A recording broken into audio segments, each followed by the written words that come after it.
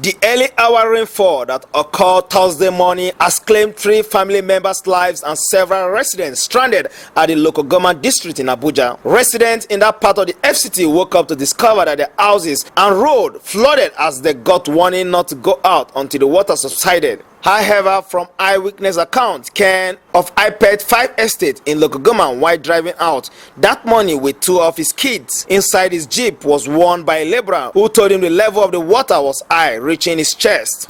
I've been taken by the flood at the junction here, so I came out hurriedly and saw that the whole place was covered with water. So I asked what happened. One of our security men told me that they were told to actually tell everybody that was coming out from the estate that the road is not passable. But Mr. Ken passed them at the gate and came to the junction where the flood was much. And another person told him, this place is, your car will not just pass. You need to go back. So he said, please give me a chance. And he reversed and drove inside. And suddenly the current of the water just took him with his 2 children, a male and a female. It happened the morning, a day. That time for my shop, I want to go to the river, go catch, go face one salsa. Where I go, where I see a man enter the car. So I just had the run, go to my shop. I call the shop. I bet me kuna Congo, me kuna see a person that died for that river. Before at the shop. It happened that it rained all through the night as from 3. Then as at about 7 a.m., I and some other persons from my estate came out to see because our estate, Pengassan 1, there's some houses were flooded. So normally when any time it rains like this, the estate will be flooded and this road will be flooded.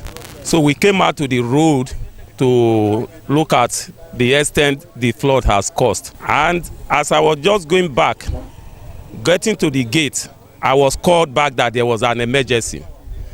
That a guy from IPET 5 was trying to go to work and he entered the water. The laborer, UMAR ABDUL, who earlier warned the deceased about the flood, gave the account of the incident. We are laborers.